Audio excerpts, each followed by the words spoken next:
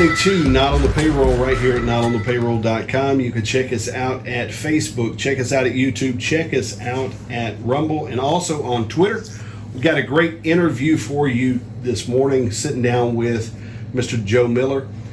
He is now. What is your position here with the food share? My official position is I'm one of the founders, okay. And I'm chairman of the board of directors. Okay, so kind of the catch-all, or at least one of the catch-alls. Yes, with a lot of help. Right. So, how long ago did you guys establish this? 19 years ago. 19 years this fall. Okay, so tell me how that came to be. Well, Charlotte Meyer was one of the extension people. Okay. And actually, she was the one that I think came up with the idea, and so she and my wife ran it pretty much by themselves, and we worked out of I always call it worked out of a broom closet. wasn't quite that small, but it was in this building. Okay. But it was one of the smaller rooms.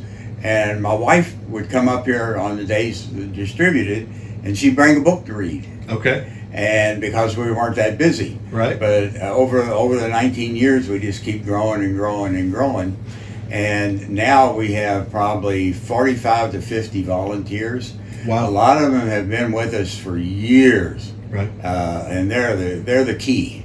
Sure. The people who would give up their time, no pay, and no benefits other than being able to help people. That's right. And that's the whole organization. Yeah. There's no salary for anybody. Right. And that's the way it was set up originally. It's the way I intend to keep it, because the people that want to do it, whether it's for religious reasons or humanitarian reasons or whatever, those are the right reasons. Right. Not because they're getting pay or they're getting accolades or anything like that. The biggest joy I think any of us have, actually fun, is putting groceries in people's cars. Sure. The background to doing that is sometimes a lot of hard work, just moving groceries around, and canned goods, meat, whatever, produce, and so on. So there's a lot of work and preparation, but the end point is when you get to see people so appreciative, and the people here are. Yeah. They're like family. We've had people that have come for years and years, and when I see them and they see me and they see the people, they're out there working, it brings a smile to my face, and it brings a smile to everybody else's face, because we're helping people. Absolutely. And it's actually people of religious persuasion like me, having been and am a United Methodist pastor. Okay. There's that issue of blessing and that kind of language. Right. But the language I like, and it's very true, is it's fun. Yeah. We actually enjoy doing it. The summer hadn't been too enjoyable, but it's still fun, Right. But it's a bit harder. So. Sure. I mean, if we can all say a prayer, maybe get out of these triple digits. I hope so. I mean, the last few mornings though have been nice, so that's been helpful. Yes, it has. So tell me this: with the food share here, you've got people from all over the area. I mean, I do. That come here and are supported here in some way, shape, or form. Now, how does it actually work? Because I have seen some food banks that are open every day. I have seen some food banks that are open on a couple of days. Correct. But how does it work here? Okay, we're officially open twice a month. Okay. Second and fourth Thursdays. Second and fourth And Thursday. for years and years, that was 10 to noon and 1 to 3. Well, because of the heat this summer, we have gone to 9 to 1. Okay. And so it makes us have our lunch a little late, but it's it's a lot better. Sure. Environment in which to work. The things that happen in between those 2 days are receiving and gathering food. Right. Most of it comes from Southeast Texas Food Bank. We're an agency part of them. And we get it from them for 16 cents a pound. Okay. And that's not payment, that's shared cost, because they bring it to us. Right. In pallets, unload it, and so on. So it's a really, really good deal for us. We also will gather food from other spots, other places, donations, food banks, food drives, a lot of different things around and about. A lot from Brookshire's, Okay. who have been very, very good to us. And Tell us about the Brookshire's bag, because Okay. you just talked to me about this a little bit, Yeah. and I'm sitting here going, okay, I've always wondered what those bags were. No, that's great. It's one of the best things going here in Newton. The local Brookshire's, for a number of years, had on holidays and so on, what I call a $10 bag. It's a hope bag is what they call it. Okay. And they sit, they're all packaged up, and they sit before you go through the checkout line. So you see these bags, they got a clip on them, and they're identified. Right. And the person pays $10 for the groceries. Back when it first started, I looked at the retail prices of all, and it's a good deal. Let's put it that way. Right. It's a good deal for us. Brookshire's is donating to us as well. So the person buys that bag, Okay. goes through the line with the rest of their groceries, and the bag stays up front. Then they have a place that they just display them, actually right in front of the window. Okay. Up front, and then we pick them up and we use them. They're a big help for us because we have a standard package Okay. for every small family of 1 and 2. But when you get beyond that, we don't try to. We take into account the size of the family. Right. Because we have families that, 3, 4, 5, 6, 7. We even have one that's got 11. Okay. And so you don't just give them a standard package. That's right. You load them up Yeah. with whatever much as we can. Right. And so those bags come in very handy. Gotcha. Yeah. So that's basically, really anybody who goes into Brookshire's, That's right. all they have to do is find one of those bags. Yeah, before and they're they- easy to find. before they get to, and it's basically a brown paper bag, Brown paper bag. with a label on it. Right. And then they take that up, they check out, they pay the $10, and then Brookshire's takes that and sets that over the side for you guys. That's right. So really, what we're saying here, ladies and gentlemen, is $10 is not very expensive to help out in the process. If you think about It is a big help, too. it is a huge help. Yeah. it's a big help. So let's talk a little bit about the facility here. I know you walked me through the freezer, Mm-hmm. and you guys actually received a grant here for an external freezer refrigerator That type is correct, setup. right. Tell us a little bit about that. Well, that's good. The Southeast Texas Food Bank is our agency that we're connected with, Okay. and they have pantries like us all over Southeast, and I think as far north they go to Sabine County. Okay. And so that's where we get our majority food. Well, a few years ago, they received a grant Right. for this area. There's for 3 different places. One's in Woodville, one's in Jasper, and one's here. And that is a 40-foot by 8-foot, common term is reefer, Okay. for a refrigeration system. Okay.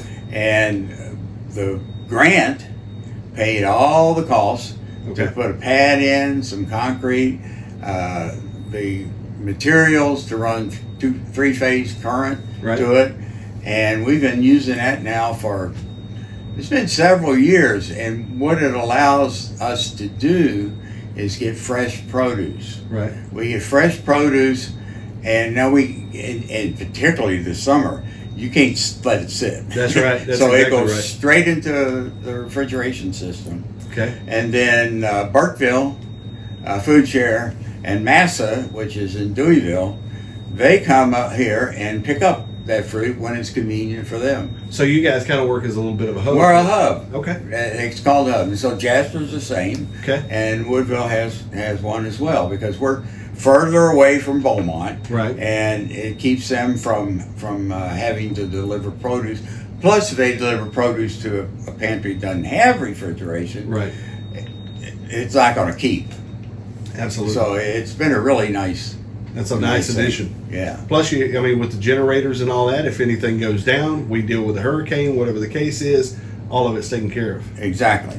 So it makes we have the ability in post-hurricane, if Southeast Texas, depending on where the hurricane is, if Southeast Texas Food Bank out of Beaumont can still supply food, we're still in business. If they can't, we'll at least have what we got here now. Right. And it won't spoil. Right. We'll be able to supply people, got their barbecue grills going and so on, which has happened after Rita. Everybody in their front yard with their grill. Trying to cook all their food before it gets bad. Food, and when you need some, grocery stores are all shut down, you can come here and we'll have food. Absolutely. So now I have, just in my history, and we've talked about this a little bit earlier, just being around food banks, food shares, and these types of things, one of the things that I've noticed is that that most of the volunteering is covered by an older demographic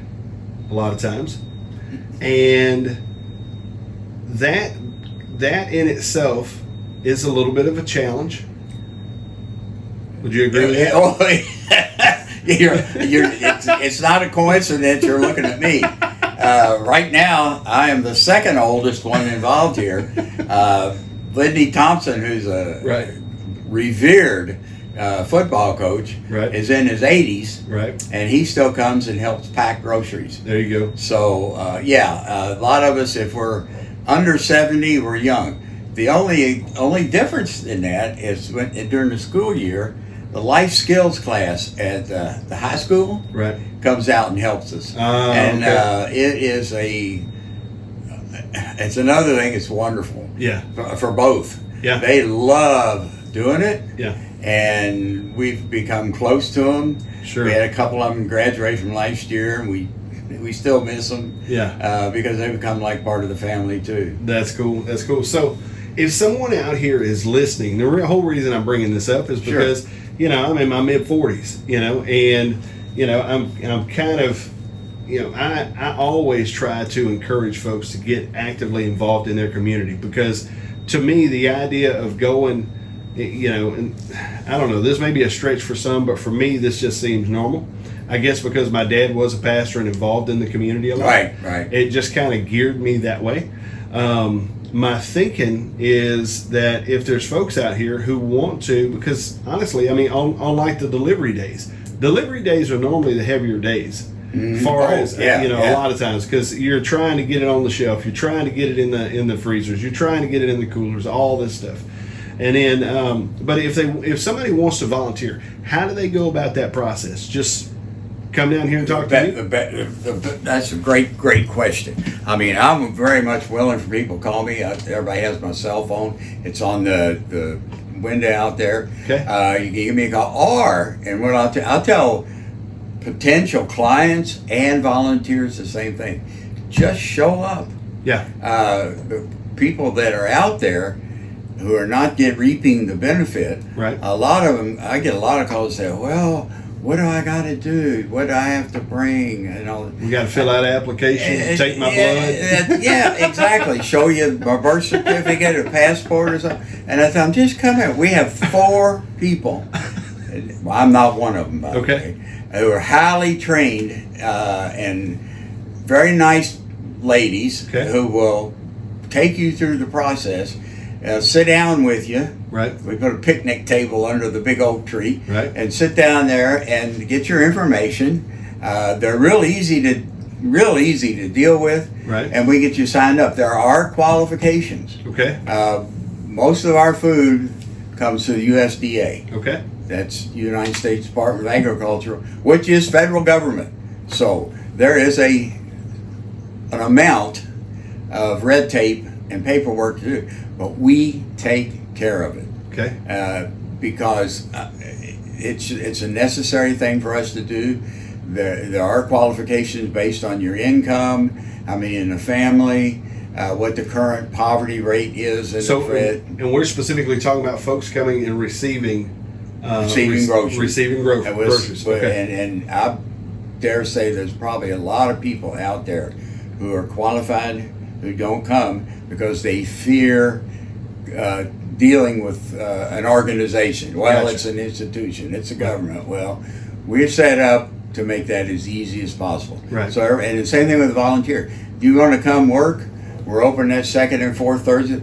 Start by coming at about 8:30, little bit before 9 Okay. on second or fourth Thursday. We'll put you to work right there, There and whatever information we need to get, mostly just contact information. And we can use a lot of help. A lot of people do a lot of different things. Some people, we occasionally have to pick up 50-pound bags of potatoes. Sure. Not everybody has to do that. Thank goodness, because I can't do it anymore.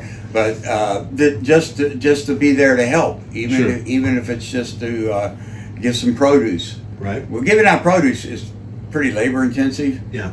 and a lot of it comes in bulk. Yeah. So we bag it.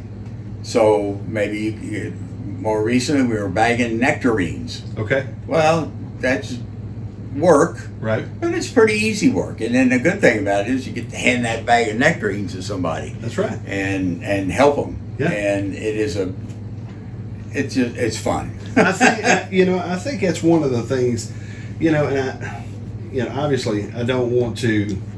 I don't mean this disparagingly, but at the same time, it's almost like, in a way, society somewhere along the way forgot about their neighbor.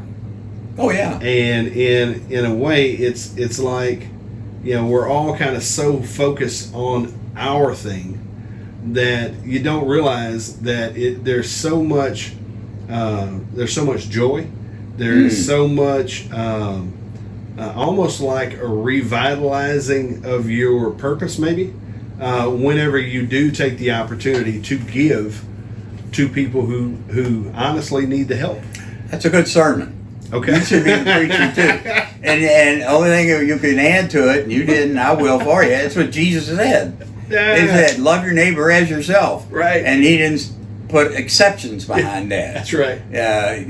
It's not like a parentheses behind it that has a list of who's your neighbor. Yeah. Everybody's your neighbor. Yeah. And so it's a great thing to be involved in doing that. Yeah. Oh yeah, for me now. At the end of the day, I'm tired, but my attitude, my internal being is high. Yeah. It's a high. Yeah, because it really is. It matters touching people's lives.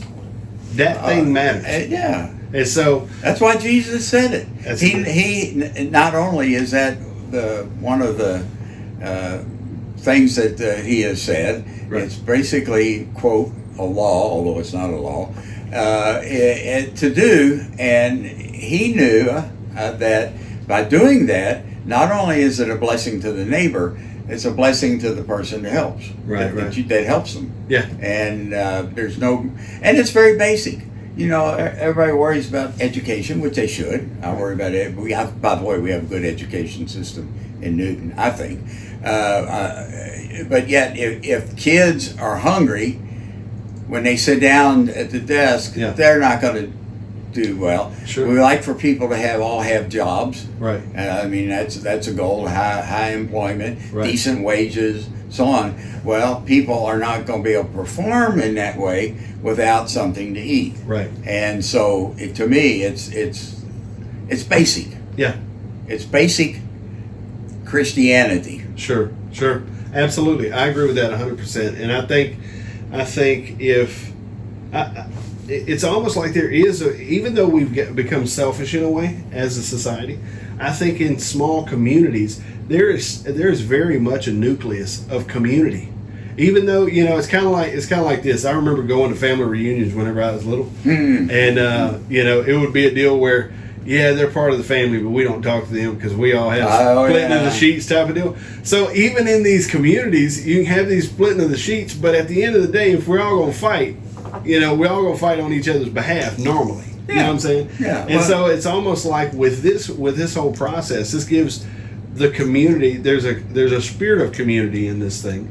And so my encouragement in this whole process is that people, get out and volunteer, get out and touch your neighbor's hand and help the best you can in this process. Tell me what you feel like is the most difficult thing right now for the food share. Wow, now that's a good question. Space. Okay. Right now, we are in the process with the county judge's big assistance. We're going to be moving. It's just Okay. a matter of when, where, how, and all the details. Right. This building is limiting. Okay. And it didn't matter in the beginning when we worked out of a broom closet. It had plenty of room. Mm-hmm. But as we grow, and that's our intent. Okay. I figure we're doing about 300 families a month. Wow. We could do 600. Okay. Somewhere between 5 and 600.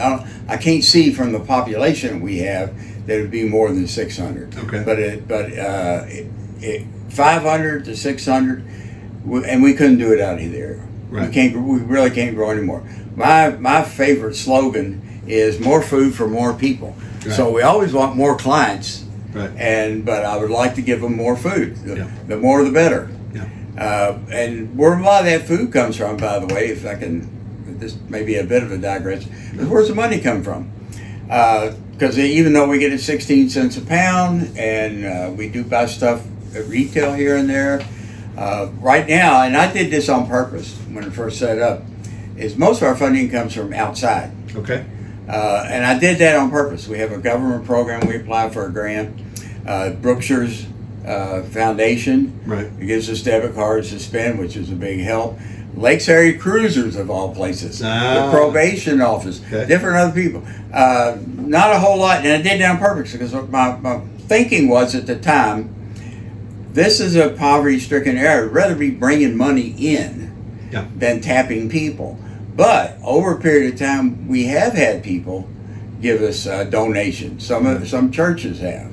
I appeal to churches to do that because not every church can or should have a food pantry. What you have in that case is people going to this church, they're going to that church, they're going to, and nobody knows how much they get. Kind of gaming the system. Yeah. So we can take care of that for them. If people come to your church and say, "Oh man, I need help," anyway, so I know where you can get some food. Right. And send them to us, and that's, we love that. At the same time, any donations, particularly as we move, it's going to entail some expenses we don't have now. Gotcha. And so my number one is the clients. Okay. They're actually our neighbors. Right. And so those are number one. Number two, and very, very close, is the volunteers. They have an extraordinary. We have some individuals that if they hadn't been here all these years, we wouldn't have survived. Right. And or we'd be a lot smaller. And then you go to the places we get help from. Mm-hmm. And so that would be helpful as well. The $10 bag is a good way to do that, by the way. Right. So I'm sitting here just kind of brainstorming, and this, when we start, unfortunately, I have a mixed opinion on the church thing, because to me, I sit here and go, okay, we're just now talking about helping your neighbor and doing what Jesus said, and then you look up and I recall a moment where I was working with a ministry in Galveston, and their objective was to go into they were going into the streets, and they were handing out bags of food to the homeless. And this became like a little area on a block. And one day I'm standing there, we were handing out bags, and I'm standing there, and I look up, and I'm in the shadow of a steeple. And I started asking around, where did you guys come from? Oh, we came from Nacogdoches. Okay, the people to help in that situation. Oh. And I start looking around, and I'm like, there are 4 churches right here in this block, and none of them are represented here. And so my question, whenever we start talking about this is, or my thought process is, if we have one of too many things in a community, it's probably too many churches. And I mean, we got 1,001 churches, and I'm sitting here going, why are we not peeling off a portion and helping a group who's helping? And I mean, we can rap about that. No, that's a great question. Let me tell you a story about Livingston, Texas. Okay. One thing I've tried to do in more recent time is see what other people are doing. Okay. And there is a food pantry there It's called Center of Hope. Okay. And interestingly, it's in a building that was a Brookshire's. So Brookshire's comes into play again. Nice. And that was farmed some years ago.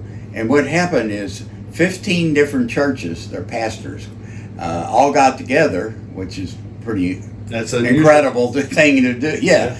And they said, we all want to do food. These are people interested in doing food. Right. They said, but why all 15 of us do it separately? So they founded Center of Hope. Wow. And now those 15 churches are major supports, and the pastors are all on the board of directors. Wow. So I think that's kind of unique. That is very but unique. But it's logical. Yeah. It's unique, but it's logical. Yeah. Yeah. Yeah. Yeah, it almost seems like, I heard a preacher say one time, he said the most divided time in the church's history is at 10 or 11 o'clock on Sunday mornings. Exactly. Martin Luther King. And it's still that way. It is. It very much is. But I think if we can encourage more volunteers to step up. And now, where are you guys located? Because I'll be honest with you, whenever we first talked on the phone, I hadn't located it. So where are you located? Oh, you mean electronically? No, I'm talking about here. Where's the location? Oh, For folks excellent question. For people who have been in Newton for a long time, they know this is the old hospital, Right. or the old hospital. Okay. Because it's not the one on 87. It's the one on Main Street, Okay. just past the elementary school and right close to the Baptist church. Right. It's 509 if you use GPS. Yes. Unfortunately, at this time, and this is going to change, we do not have a phone number per se. Okay. We have no phone line, we have no computer, but we are going to set up Wi-Fi, and we're going to come into the 21st century. There you go. Very shortly. But that's where we're located, and like I said, in the mornings on the second and fourth, it's not. Everybody thinks, well, that's every 2 weeks. Well, not necessarily. Just so happens this time around, where the calendar falls, it's 3 weeks apart. Right. But it just depends on Well, how. come on, man. What are we talking about? 9 to what time? 9 to 1. 9 to 1, Mm-hmm. and that's the second and fourth. Correct. Second and fourth Thursday. Second and fourth Thursday. Yeah. Very cool. Well, And I would say this to folks that are watching this: we would love to have you come. Volunteer, okay, fine. Or as a client, that's what we're here for. get out here and come see what's going on. Yeah, and glad you said that. We've had several who have done that. Several of the pastors have been here. We do a prayer Okay. every morning before we start, Okay. and I did that for years. Right. And I always very careful to say you do not have to be a part of this because we're not a religious organization. Right. So, but we do have a prayer. It is East Texas, and so I got thinking, really, this is more than this old, worn out United Methodist pastor. There's a lot of pastors around here, and we're all hopefully going to heaven, and it's going to be in one spot. Yeah. It's not going to be the Methodist section and That's the right. Baptist section, That's right. whatever. And so I've had several pastors and various other people come, and deacons of churches, Right. come in and say that prayer. Yeah. And I welcome that. So, and I just welcome people come see what we're doing. Sure. We're happy. Yeah. We're happy to have visitors. Very cool. Very cool. We won't even take your money, but we'll be happy. Well, we would take your money if you offer it. Yeah, but we won't squeeze you for it. You're not passing around the offer plate. No. It's there in That's case an you need idea. it. I hadn't thought of that. Well, I'll be honest with you. This is, I've been doing this for a year or so now, and when we moved over here, your name was always tossed around, and in different conversations with folks that I meet, and so it's always kind of been interesting to me. Once I finally meet someone I'm hearing about, just your effect in the community, and so I would just say, I don't know whether or not you're famous or infamous, but I was going to say, you don't believe a lot of what you hear is not true. I'm not that bad. But at the same time, one of the things I have heard about you specifically is that your love for the community is unquestioned, and I appreciate it. Well, thank you. So one question I've had is how is this facility here, the old hospital or the old hospital, how is it actually funded? That's a good question. As far as groceries are concerned, we raise funds, and they come mostly from outside of Newton. Okay. But it's the good part about being in this building. It's old and it's limiting, but it's free. For years, 19 years, we've used this. We have not paid a single utility bill. We've not paid for maintenance. We've not paid any rent, and it's all free. Wow. When we put in a generator and we put in a reefer, the city had to run power lines special just for us, and they didn't charge us anything. The grant paid for the materials, but that was several $1,000s, so it was a big job. It would have cost us a lot of money to do that. Sure. So because of them, we can use our money that we raise to buy groceries, To take care which of is folks. what we're here for. That's right. It's groceries, Sure. not rent, utilities, and whatever. That's just secondary. Well, that's a good shout out for the county taking care of that deal. That's a good thing. It is a good thing. Ladies and gentlemen, you have been listening to Not on the Payroll. I appreciate you for sitting down with me. Glad to. Appreciate it. Ladies and gentlemen, get out here and help support. Do what you can here in Newton. It is the Food Share right here in Newton, and it's 509 Main Street. Main Street. Got it. Thank you, sir. Thanks again.